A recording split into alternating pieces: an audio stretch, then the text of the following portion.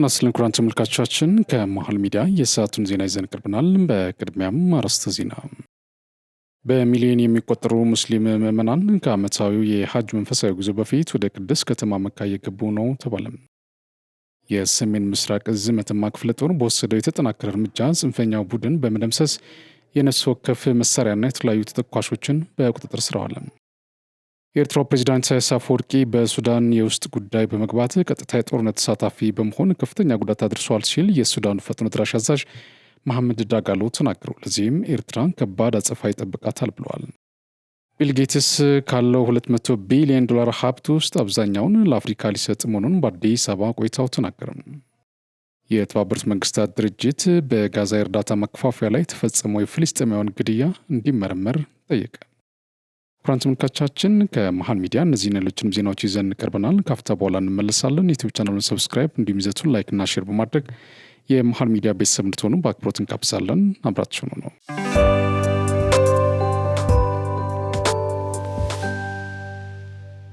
ጤና ይስጥልን ውድ የመሃል ሚዲያ ወዳጅና ቤተሰቦች፣ በአገር ፍቅር ለተገነባው መሃል ሚዲያችን ጉልበትና ጥንካሬ የሆነው ዘንድ ወደፊት ለምናደርገው የስኬት ጉዞ አንዱ መንገድ እየተሸለምን የምንደግፍበት ልዩ የዕጣ ፕሮግራም ነው። በዚህ ዕጣ ለየት ያለ ምርጥና ዘመናዊ ላፕቶፕ ተዘጋጅቷል። ዋው! ዕጣውን በፍቅር በመግዛት አንድም መሃልን ይደግፉ፣ አንድም የቤተሰቡ ማስታወሻ ባለድል ይሁኑ። በአንድ ድንጋይ ሁለት ወፍ። ለእርሶ ለወዳጅ ዘመዶ ምርጥ ቤተሰባዊ ስጦታ። እንግዲያውስ ይፍጠኑ፣ እንዳያመልጦ። ለአጭር ጊዜ ብቻ የሚቆይ ለሀገራችን ሰላም፣ እድገት፣ ብልጽግና የድርሻውን እየተወጣ ላለ ሚዲያችን ምልክቶን ያኑ። እንዲሁም ታሪካዊ ዕድለኛ ሆኖ ይሸለሙ። ዕጣውን $20 ወይም በ2,000 ብር ብቻ ይግዙ። መልካም ዕድል! ሁሌም ለምታደርጉት ሁለንተናዊ ድጋፍና ትብብር ከልብ እናመሰግናለን። ሰላም፣ እድገት፣ ብልጽግና ለሀገራችን። እምዬ ኢትዮጵያ ለዘላለም ትኑር።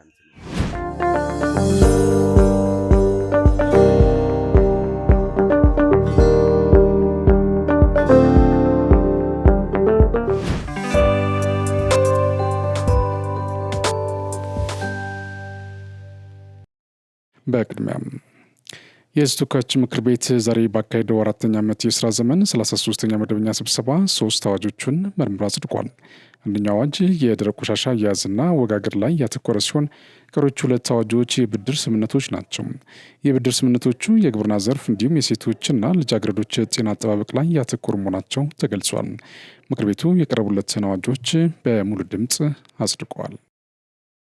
ጠቅላይ ሚኒስትር ዶክተር አብይ አህመድ በከተማ የተጀመሩ የክረምት በጎ ፈቃድ ልማት ስራዎች ከገጠሩ ክፍል ጋር የማስተሳሰር አካል በሆነው የገጠር የኮሪደር ልማት ስራን አስጀምረዋል። ጠቅላይ ሚኒስትሩ በማህበራዊ ትስስር ገጻቸው ባስተላለፉት መልእክት በማዕከላዊ ኢትዮጵያ ክልል ሀዲያ ዞን ሊሞ ወረዳ ዱምቦንቾ ቀበሌ በገጠር ኮሪደር ሞዴል የአርሶ አደሮች መኖሪያ መንደር የማስጀመሪያ መርሃ ግብር ተካሂዷል ብሏል። እነዚህ ማሳያ መንደሮች መገንባታቸው አርሶ አደሩ የግብርና ስራ እያከናወነ የተሻለ ሕይወት እንዲኖር የሚያስችል ናቸው ሲሉም ተናግሯል። ጠቅላይ ሚኒስትሩ በሚሊዮን የሚቆጠሩ ሙስሊም ምዕመናን ከዓመታዊ የሐጅ መንፈሳዊ ጉዞ በፊት ወደ ቅድስት ከተማ መካ እየገቡ ነው ተባለ። የመካ ከተማ ባለስልጣናት የሐጅ መንፈሳዊ ተጓዦች ከሳውዲ አረቢያ በረሃማ ሙቀት ለመጠበቅና ህገወጥ ጎብኚዎችን በመከላከል መንፈሳዊ ተጓዦች ደህንነት የተጠበቀ ጊዜ እንዳመቻቹ ገልጿል። ባለፈው ዓመት ሐጅ መንፈሳዊ ጉዞ ወቅት 50.8 ዲግሪ ሴንቲግሬድ በተለካው የሙቀት መጠን ሳቢያ 1301 የሐጅ መንፈሳዊ ተጓዦች ህይወታቸው ማጣታቸው የሚታወስ ነው። ይህን ተከትሎ ዘንድሮ በረሃማውን ሙቀት ለመከላከል የተለያዩ እርምጃዎችን በማድረግ ያለፈው አይነት አደጋ እንዳይከሰት ባለስልጣናቱ ዝግጅት እያደረጉ መሆኑን ተመላክቷል። በነገ በስቲያ ረቡዕ በዓለማችን አንዱና ትልቁ ዓመታዊ ሃይማኖታዊ መሰብሰቢያ የሐጅ መንፈሳዊ ጉዞ ሲጀመር መካ ከተማ ላይ የሙቀት መጠኑ ከ40 ዲግሪ ሴንቲግሬድ በላይ እንደሚሆን የአየር ትንበያ መዘርዝር ያሳያል። የሐጅ መንፈሳዊ ጉዞ ከ5 የእስልምና መሰረቶች አንዱ ሲሆን በሁሉም ሙስሊሞች ቢያንስ አንድ ጊዜ መፈጸም ይኖርበታል። እስካለፈው አርብ ድረስ ከ1.3 ሚሊዮን በላይ ምዕመናን ለሐጅ መንፈሳዊ ጉዞ ሳውዲ አረቢያ መግባታቸውን የሀገሪቱ ባለስልጣናት ገልጸዋል። ትናንት ሰኞ የሙቀት መጠኑ ከ40 ዲግሪ ሴንቲግሬድ በላይ በተለካው ሳውዲ አረቢያ በሙቀት መጨናነቅ የልብ ህመም የገጠማቸው 44 መንፈሳዊ ተጓዦች ሕክምና እንደተደረገላቸው የፈረንሳዊ ዜና አገልግሎት የሀገሪቱን የጤና ሚኒስቴር ጠቅሶ ዘግቧል። ይህ በእንዲህ እንዳለ ሳውዲ አረቢያ የሀጅ መንፈሳዊ ጉዞ ወርን ጨምሮ እስከ ሰኔ ወር መጨረሻ ድረስ ለናይጄሪያ፣ ግብጽ፣ አልጄሪያ፣ ሱዳን፣ ኢትዮጵያ፣ ቱኒዚያና ሞሮኮ ዜጎች የምትሰጠውን የስራ ቪዛ ላልተወሰነ ጊዜ ማቋረጧን አስታውቃለች። የስራ ዕድል ላላቸው ግለሰቦች ከሚሰጠው መደበኛ የስራ ቪዛ በተለየ ኩባንያዎች በመንግስት በተፈቀደ ኮታ መሰረት የውጭ ሀገር ሰራተኞችን መቅጠር ይችላሉ። ይህ የሳውዲ አረቢያ እገዳ የመጣው የስደተኛ ቁጥጥርን ለማጠናከርና በሳውዲ አረቢያ በተለይም እንደ ቱሪዝም ባሉ ዘርፎች ውስጥ በሀገር ውስጥ ስራን ለማስተዋወቅ የሚደረገውን ሰፊ ጥረት ለማጠናከር መሆኑን ተመላክቷል። የማይክሮሶፍት መስራች ቢል ጌትስ በቀጣዮቹ 20 ዓመታት ካለው ሀብት ውስጥ አብዛኛውን በአፍሪካ የጤናና ትምህርት አገልግሎቶች ለማሻሻል እንደሚያውል ተናገሩ። የ69 ዓመቱ ባለጸጋ በጤናና ትምህርት የሰው ልጅን በማውጣት አፍሪካ ውስጥ እያንዳንዱ ሀገር በብልጽግና ጎዳና ላይ መሆኑ አለበት ብሏል። ቢል ጌትስ ባለፈው ሳምንት እሁድ ግንቦት 24 2017 ዓ.ም በአዲስ አበባ ብሔራዊ ቤተ መንግስት በተካሄደ ስነስርዓት የሀገሪቱን ታላቅ የክብር ኒሻን ሽልማት በክቡር ጠቅላይ ሚኒስትር ዶክተር አብይ አህመድ ተሸልሟል። ዶክተር አብይ ይህንን ሽልማት ለጌትስ ያበረከቱት በባለሀብቱ የመሰረተው ቢል ኤንድ ሚሊንዳ ጌትስ ባለፉት 25 ዓመታት በኢትዮጵያ ለበረከታቸው አሻጋሪ ስራዎችና ታላላቅ ዘመን ተሻጋሪ በጎ ተጽዕኖዎችን እውቅና ለመስጠት እንደሆነ የጠቅላይ ሚኒስትር ጽህፈት ቤት አስታውቋል። ቢል ጌትስ በአዲስ አበባ ከተማ ባደረገው ንግግር አፍሪካውያን ወጣት ፈጣሪዎች ሰው ሰራሽ አስተውሎትን ወይም ኤአይ በምን አይነት መንገድ በመጠቀም በአህጉራቸው የጤና አገልግሎት ማሻሻል እንደሚችሉ እንዲያስቡ አሳስቧል። ቢል ጌትስ ከ20 ዓመታት በኋላ $200 ቢሊዮን ይደርሳል ተብሎ ከሚጠበቀው ሀብት ውስጥ 99 በመቶውን ለመስጠት ማቀዱን ያስታወቀው ባለፈው ወር ነበር። የባለሀብቱ ቢል ኤንድ ሚሊንዳ ጌትስ ፋውንዴሽን ከ2045 ስራውን ያጠናቅቃል። በአፍሪካ ህብረት ዋና መስሪያ ቤት በተዘጋጀው ስነስርዓት ላይ በቀጣዮቹ 20 ዓመታት ውስጥ ያለኝን ሀብት እንደሚከፋፈል በቅርቡ ቃል ገብቻለሁ። አብዛኛው ገንዘብ አፍሪካ ውስጥ ያሉ ተግዳሮቶችን እንድትፈቱ ለማገዝ ይውላል በማለት ተናግሯል። የሞዛምቢክ የቀድሞ ቀዳማዊት እመቤት ግራሳ ሜሽል በችግር ጊዜ የመጣ ሲሉ የቢል ጌትስን እቅድ አሞካሽተዋል። ሚስተር ጌትስ በለውጥ ጎዳና ላይ ከኛ ጋር ለመጓዝ ባላቸው ጽኑ ቁርጠኝነት ላይ እንተማመናለንም ብሏል። የአሜሪካ መንግስት ለኤችአይቪ ኤድስ ታማሚዎች ሕክምና የተቀረጹ ፕሮግራሞች ለአፍሪካ የሚሰጠውን እርዳታ አቋርጧል። በፕሬዚዳንት ትራምፕ ቅድሚያ ለአሜሪካ ፖሊሲ ምክንያት የመጣው ይህ ለውጥ የአህጉሪቱን የጤና አገልግሎት እጣ ፈንታ ላይ ስጋት ደቅኗል። ቢል ጌትስ በአፍሪካ ውስጥ ስራዎችን በማከናወን ረጅም ታሪክ ያለው ፋውንዴሽኑ የመጀመሪያ ደረጃ የጤና አገልግሎትን ማሻሻል ላይ ትኩረት እንደሚያደርግ ገልጿል። የተማርነው እናት ከመጸነሷ አስቀድሞ ጤናማና የተመጣጠነ ምግብ የምታገኝ እንድትሆን ማድረግ ባረገዘች ጊዜ ጠንካራ ፍሬ እንድታገኝ እንደሚያደርግም ነው ብሏል። ዘገባው የቢቢሲ ነው። የአማራ ክልል ከፍተኛ መሪዎች በሰሜን ወሎ ዞን ሀብሩ ወረዳ በመገኘት የመከላከያ ሰራዊት አባላትን አበረታተዋል። በጉብኝቱ የአማራ ክልል ምክትል ርዕሰ መስተዳድር ዶክተር አብዱ ሁሴን፣ የአማራ ክልል ብልጽግና ፓርቲ ቅርንጫፍ ጽሕፈት ቤት የአደረጃጀት ዘርፍ ኃላፊ ፍስሐ ደሳለኝ፣ የአማራ ክልል ኮሚኒኬሽን ቢሮ ኃላፊ ዶክተር መንገሻ ፈንታውን ጨምሮ የተለያዩ መሪዎች ተገኝተዋል። በክልሉ ከፍተኛ መሪዎች በመጎብኘታችን እጅግ ደስተኛ ነን ያሉት በሀገር መከላከያ ሰራዊት የ802 ኮር አዛዥ ኮሎኔል ቢራራ ሙልዬ ወታደሮቹ በግዳጅ ላይ እያሉ ብቁ የሚያደርጋቸውን የክህሎት ስልጠና በራሳቸው ወታደሮች እየተሰራ መሆኑን ገልጿል። በማሰልጠኛ ቦታው የክልሉ የጸጥታ ኃይሎች በመምጣት የአቅም ማጎልበት ልምምድ እንደሚወስዱበትም ገልጿል። ሀገር የምትቀጥለው ሳይሰስቱ ደምና አጥንታቸውን በሚገብሩ ውድ የመከላከያ ሰራዊት አባላት ነው ያሉት የአማራ ክልል ምክትል ርዕሰ መስተዳድር ዶክተር አብዱ ሁሴን ክልሉን ለማረጋጋት ለምትከፍሉት መስዋዕትነት በክልሉና በመላው ኢትዮጵያውያን ስም ምስጋና ይገባቸዋል ብሏል። መከላከያ ሰራዊቱ በሚፈልገው በማንኛውም ተግባር ላይ የክልሉ ሕዝብ ግንባር ቀደም እንደሚሆን ምክትል ርዕሰ መስተዳድሩ ተናግረዋል። ይህን የምናደርገው በጎ ለመባል ሳይሆን ግዴታችን ስለሆነ ነው ሲሉም ተደምጠዋል።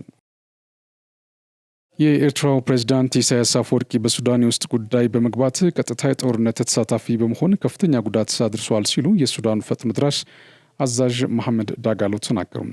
አዛዡ ይህንን ጉዳይ በቸልታ አንመለከተውም ያሉ ሲሆን አቅማችንን ሁሉ አስተባብረን ኤርትራ ላይ የአጸፋ እርምጃ እንወስዳለን ብሏል። ጀነራል መሐመድ ሐማዶን ዳጋሎ የሱዳን ፈጥኖ ድራሽ ኃይሎች አዛዥ እንዳሉት ከሆነ ሀገሪቱ የሱዳንን ሉዓላዊነት በመድፈር በውስጥ ጉዳይ ከፍተኛ ሻጥር በመፍጠር መሳተፏን ዓለም ሊያውቅ ይገባል ሲሉም ገልጿል። በዚህም የሱዳን ፈጥኖ ድራሽ ኃይሎች አዛዥ መሐመድ ዳጋሎ በሰጡት ማብራሪያ የከፋ ያጸፋ እርምጃ መውሰድ እንደማይቀር አስጠንቅቀዋል። ይህን እንደሚሆን የተገነዘቡ ጀነራል ፊሊጶስ ጨምሮ ሌሎችም የኤርትራ ወታደራዊ አዛዦች የሱዳን የመልስ ምት አሁን በታጠቁት መሳሪያ መከላከል አዳጋች ስለሚሆንባቸው የጦር መሳሪያ ልመና ውስጥ እንደገቡ ምንጮች ተናግረዋል። ጀነራል መሐመድ ዳጋሎ የተናገሩትን ሀሳብ ተከታትለን እንመለስ። أفورق الأسد قاتل واقف معاهم ده والله عنده مكتب، والله نحن دفار ملوه ورق تبع الجبهة الإسلامية تحرير إريتريا، أنتم الداعم منهم. مصانع الآن الموجودة تبع من المصانع؟ هم عندهم فهم يعملوا مصانع حرامية، عندهم فهم يعملوا مصانع حقت من ما يسمى بمنظومة الدفاع. የሰሜን ምስራቅ እዝ መተማ ክፍለ ጦር በወሰደው የተጠናከረ እርምጃ ጽንፈኛው ቡድን በመደምሰስ የነፍስ ወከፍ መሳሪያና የተለያዩ ተተኳሾችን በቁጥጥር ስር አውሏል ሲል የክፍለ ጦር ዋና አዛዥ ኮሎኔል ደሞዝ መንግስቴ ተናገሩ። በሰሜን ወሎ ኢዚት በር ተብሎ በሚጠራው አካባቢ የጽንፈኛው ኃይል በተደጋጋሚ የማጥቃት ሙከራ በማድረግ የህልም ቅዠቱን ለማሳካት እልህ አስጨራሽ ጥረት ቢያደርግም በክፍለ ጦሩ ሰራዊት የብረታ ክንድ በከፍተኛ ሁኔታ ተደምስሶ የታጠቀው ሙሉ ትጥቅ በቁጥጥር ስር ውሏል ያሉት ደግሞ መቶ አለቃ ሀብታሙ ከፍ ያሉ ናቸው። የሰሜን ምዕራብ እዝ ኮር በህግ ማስከበርና በልማት ስራዎች ላይ በመሳተፍ ውስብስብ ግዳጆችን በብቃት ፈጽሞ ሰላምን የሚያጸና የህግ በላይነትን በተሰማራበት የግዳጅ ቀጠና እንዲረጋገጥ ያደረገ ኮር መሆኑን የኮር ዋና አዛዥ ብርጋዴር ጀነራል ወርቅነህ ጉደታ ተናገሩ። ብርጋዴር ጀነራል ወርቅነህ ጉደታ የኮሩ ሰራዊት በግዳጅ ላይ ስልጠናዎች ራሱን እያበቃና በድሎች እየጠነከረ ከደጋ እስከ በረሃ ከክረምት እስከ በጋ በፈታኝ አየር ጸባይና የመሬት ገጽ ተንቀሳቅሶ ከህዝብና ከጸጥታ አካላት ጋር በመተሳሰር ግዳጁን በብቃት መወጣቱንም ገልጿል። በቀጠናው ግርግር በመፍጠር ዝርፊያ፣ ግድያና ከፍተኛ የህዝብ ሀብት ላይ ውድመት ያደረሰውን የጽንፈኛ ቡድን ላይ እርምጃ በመውሰድ አብዛኛው እጅ እንዲሰጡ አድርጓል ያሉት ብርጋዴር ጀነራል ወርቅነህ ጉደታ መሬቱን ያልተጠቀሙበትን የተቀናጀ እርምጃ በመውሰድ እጁ የሰጡትንም ትምህርት በመስጠት ወደ ሰላማዊ ህይወት እንዲመለሱ ማድረግ መቻሉን አስረድቷል። ቡድኑ ቅርጹን ቀይሮ ከታሪካዊ ጠላቶች ጋር በመመሳጠር የሀገሪቷን ዳር ድንበር ተተኳሽና የኮንትሮባንድ መዘዋወሪያ ቀጠና ለማድረግ በተደጋጋሚ ወደ ውጭና ውስጥ ለማስወጣትና ለማስገባት ሲንቀሳቀስ ሰራዊቱ ከህዝቡ ጋር መረጃ በመለዋወጥ ተከታትሎ በቁጥጥር ስር አውሏል ነው ያሉት። ኮሩ በተሰማራበት የግዳጅ ቀጠና በከተሞች ውስጥ ሴሎችን በመዘርጋትና የሐሰተኛ ብር ኖቶችን በማተም ህብረተሰቡን ሲያጭበረብሩ የነበሩ ወንጀለኞችን እና የህገወጥ የሰው ዝውውር ደላሎችን ተከታትሎ በመያዝ የህግ የበላይነት እንዲከበር መደረጉንም ብርጋዴር ጀነራል ወርቅነህ ጉደታ ገልጸዋል። በአማራ ክልል የተገኘው ሰላም የሰራዊታችን ክቡር መስዋዕትነት ውጤት ነው ሲሉ የሰሜን ምዕራብ እዝ ዋና አዛዥ ሌተናል ጀነራል ብርሃኑ በቀለ ተናገሩ። ሌተናል ጀነራል ብርሃኑ በቀለ በሰሜን ጎንደር ዞን ከደባርቅ ወረዳ አስተዳደር የጸጥታ አካላት ጋር በዞኑ አሁናዊ የጸጥታ ሁኔታ ላይ ውይይት ባደረጉበት ወቅት ሰራዊታችን በማይበገረው የዓላማ ጽናቱ እንዲሁም ጀግንነቱ ክልሉን ከጽንፈኛው መፈንጫነት ወደ አስተማማኝ ሰላምና ልማት እንዲመለስ አድርጓል ብሏል። ጽንፈኛው ኃይል ህገ መንግስታዊ ስርዓቱን በኃይል ለማፍረስና ስልጣን የህገ መንግስታዊ በሆነ መንገድ ለመያዝ በታሪካዊ ጠላቶቻችን እየተነዳ ያደረገው የቀቢጸ ተስፋ ሙከራ ከባድ ዋጋ አስከፍሎታለን ብሏል። ሌተናል ጀነራል ብርሃኑ በቀለ እኛ ህገ መንግስታዊ ስርዓቱን በኃይል ለማፍረስና ስልጣን በአቋራጭ ለመያዝ የሚመጡ ኃይሎችን ስርዓት እናስይዛለን እያደረግን ያለነውም ይህንኑ ነው ያሉት የሰሜን ምዕራብ እዝ አዛዥ ሌተናል ጀነራል ብርሃኑ በቀለ ዋጋ የከፈልንበትን ሰላም ማጽናትና በቁርጠኝነት መስራት ከአስተዳደር እንዲሁም ከጸጥታ አካላቱ የሚጠበቅ ቁልፍ ተግባር ስለመሆኑም አሳስበዋል።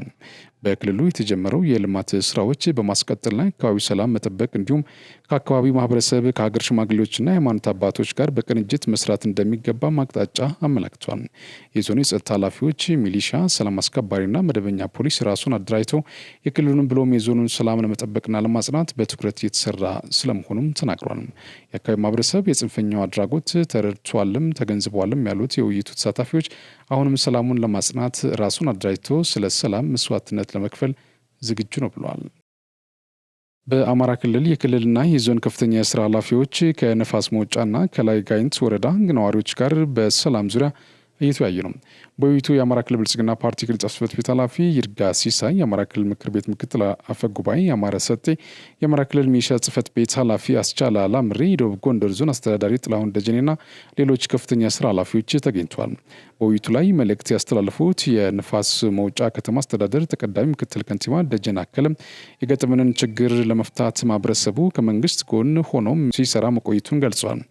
የራስ ጋይንት ህዝብ እንደ ጥንት አባቶቹ በየትኛውም ጊዜ የባንዳነት ስራ የማይሰራ ከእምነቱ የማይከዳ ታማኝ ህዝብ ነው ብሏል።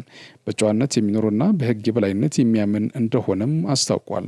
የታላቁ ታሪክ ባለቤት የሆነው የዚህ ዘመን ትውልድም ሰላሙን በማጠናከር ልማቱን ማረጋገጥ አለበት ነው ያሉት። ሰላም ለሰው ልጅ ልክ እንደ እስትንፋስ ሁሉ አስፈላጊ ነው ያሉት ተቀዳሚ ምክትል ከንቲባው የሰላምን ትርጉምና ዋጋ ከፍ አድርገን በመመልከት ለሰላም በጋራ መስራት አለብን ብሏል። ልዩነትን በመቻቻል በውይይት እና በሰላማዊ መንገድ ባለመፍታት በደረጉት በርካታ ግጭቶች አሁን ድረስ ስብራታቸው ያልተጠገነና በርካታ ውስብስብ ሰብአዊ ጥፋቶች ደርሰዋል ነው ያሉት። በክልሉ በተፈጠረው የጸጥታ ችግር በርካታ ጉዳት መድረሱንም ተናግሯል። ችግሮቻችን በውይይትና በሰላም መፍታት ይገባልም ነው ያሉት። የደቡብ ጎንደር ዞን ዋና አስተዳዳሪ ጥላሁን ደጀኔ ሰላም በይቅር ባይነትና በእርቅ አሳቢነት የሚገኝ ሀብት ነው ብሏል። ዘላቂ ሰላምን ለማረጋገጥ መምከር እና መወያየት መፍትሄ መሆኑንም ገልጿል። ባለፉት ጊዜያት በተፈጠሩ የጸጥታ ችግሮች በርካታ ጉዳቶች ደርሷልም ብሏል። ጽንፈኝነት ለህዝብና ለሀገር የማይጠቅም መሆኑንም ተናግረዋል። መምህራን ሀገር በእውቀትና በጥበብ እንድትገነባ እያበረከቱ ያለውን አስተዋጽኦ ከፍ አድርገው ሊያስቀጥሉ እንደሚገባ የደቡብ ምዕራብ ኢትዮጵያ ህዝቦች ክልል ርዕሰ መስተዳድር ዶክተር ኢንጂነር ነጋሽ ወጌሾ ተናገሩ። ትውልድ በመምህራን ይቀረጻል፣ ሀገር በትምህርት ይበለጽጋል በሚል መሪ ሀሳብ ከመምህራንና ከዘርፉ አመራሮች ጋር ክልላዊ የውይይት መድረክ በቦንጋ ከተማ እየተካሄደ ነው። ርዕሰ መስተዳድሩ በመድረኩ ላይ እንዳሉት ሀገር በእውቀትና በጥበብ እንድትገነባ መምህራን ለህዝብና ለሀገር ያላቸውን ውግንና ማላቅ ይገባቸዋል። መምህራን የመደበኛ እውቀት ምንጭ በመሆን ሀገር ተረካቢ ህጻናትን ከኮትኩቶ በማሳደግና ለኢኮኖሚያዊ ፖለቲካዊ ጉዳዮች የመፍትሄ ሀሳቦችን በማፍለቅ ረገድ ያላቸውን ሚና ከፍ ማድረግ እንዳለባቸው አስገንዝበዋል። የዘርፉ ስብራት ለመጠገን የመምህራን አቅም ግንባታ ላይ እና የትምህርት ግብዓት ማሟላት ተግባር በስርዓት ትምህርት ከለሳ ተቃኝቶ እየተሰራ መሆኑን አመላክቷል። የመምህራን መሰረታዊ ጥያቄዎች በመንግስት ደረጃ ትኩረት እንደተሰጣቸው ገልጸው በክልሉ በማህበር ለተደራጁ መምህራን የመኖሪያ ቤት መስሪያ ቦታ መስጠት ተግባር ተጠናክሮ ይቀጥላል ብሏል። መምህራን የአጭር ጊዜ ስልጠና እንዲያገኙና የትምህርት እድል በመፍጠር አቅማቸውንና ደረጃቸውን ከፍ እንዲያደርጉ እየተሰራ መሆኑንም ጠቅሷል። የውይይቱ ተሳታፊዎች የቦንጋ ቢሻ ወልደ ዮሐንስ ሁለተኛ ደረጃ ትምህርት ቤትን የመማር ማስተማር እንቅስቃሴና ሌሎች የልማት ስራዎችን ጎብኝተዋል።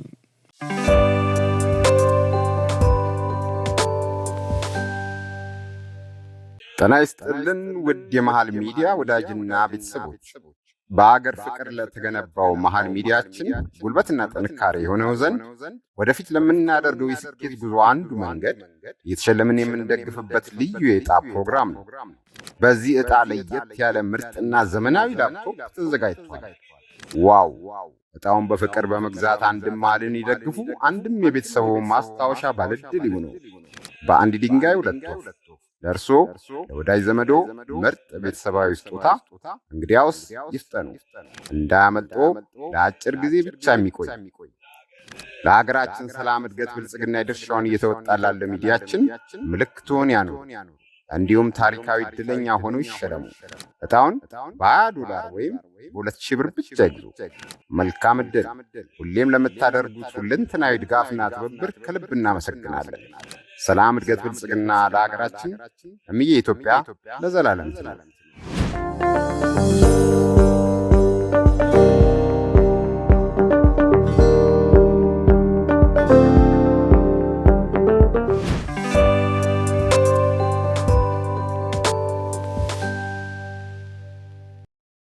የዜና በቀጥታ የሚተላለፍላችሁ ከመሃል ሚዲያ ነው። ወደ ዜና አልፋለሁ። በጋዛ የእርዳታ ማከፋፈያ አቅራቢያ እርዳታ ሲጠባበቁ በነበሩ በሺዎች የሚቆጠሩ ፍልስጤማውያን ላይ የእስራኤል ወታደሮች ተኩስ ከፍተው ግድያዎች ፈጽመዋል የሚሉ ሪፖርቶች መውጣታቸውን ተከትሎ የተባበሩት መንግስታት ድርጅት በገለልተኛ አካል እንዲጣራ ጥሪ አቀረበም። ራፋህ በሚገኘው በአሜሪካና በእስራኤል የሚደገፈው የጋዛ ሰብአዊ ፋውንዴሽን ወይም DHGF ማዕከል እርዳታ ሲጠብቁ የነበሩ እማኞች እንደተተኮሰባቸው ተናግሯል። ዓለም አቀፍ ቀይ መስቀል 179 ተጎጂዎች ሆስፒታል እንደተቀበለ ገልጾ ከነዚህም ውስጥ 21 ሰዎች መገደላቸውን አክሏል። በሐማስ የሚመራው ሲቪል መከላከያ ኤጀንሲ የተገደሉ ፍልስጤማውያንን ቁጥር 31 አድርሶታል። የእስራኤል ጦር በበኩሉ ወታደሮች በእርዳታ መከፋፈያው ማዕከል ወይም አቅራቢያ ላይ በሲቪሎች ላይ ተኩስ ከፍተዋል መባሉን አስተባብሏል። GHF በበኩሉ ሪፖርቶች የፈጠራ ወሬዎች ናቸው ሲል የከሰሰ ሲሆን በተቋሙ ወይም በአቅራቢያው ስለደረሰው ጥቃት እስካሁን ማስረጃውን አላየንም ብሏል።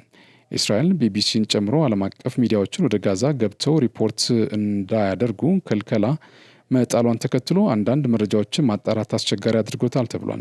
የተባበሩት መንግስታት ድርጅት ዋና ጸሐፊ ጉተሬዝ ሰኞ ዕለት በሰጡት መግለጫ በጋዛ እርዳታ ሲጠባበቁ የነበሩ ፊልስጤማውያን መገደላቸውና መቁሰላቸውን በከፍተኛ ሁኔታ አስደንግጦኛል ብሏል። አክለውም በእነዚህ ክስተቶች ላይ አስቸኳይና ገለልተኛ ምርመራ እንዲካሄድና አጥፊዎች በሕግ እንዲጠየቁ ጥሪ አቅርበዋል ብሏል። የእስራኤል ውጭ ጉዳይ ሚኒስትር ለጉተሬዝ አስተያየት አሳፋሪ በማለት ምላሽ የሰጠ ሲሆን ዋና ጸሐፊው ሐማስን ባለመጥቀሳቸው ተችተዋል። ሰብአዊ እርዳታ በአሁኑ ወቅት የሚከፋፈልበት መንገድ ተቀባይነት የሌለውና ሰብአዊነትን የሚያዋርድ ነው ሲሉ የመንግስታቱ ድርጅት የሰብአዊ መብት ኃላፊ ሶልከር ተርክ ለቢቢሲ ተናግረዋል። ክቡራን ተመልካቾቻችን ከመሃል ሚዲያ ለሰዓቱ ያዝናቸው ዜናዎች እነዚህ ናቸው። ስለተከታተላችሁ እናመሰግናለን። ቅርጭቶች ይቀጥላሉ። በእኔ በኩል ጨርሻለሁ። በያላችሁበት ሰላም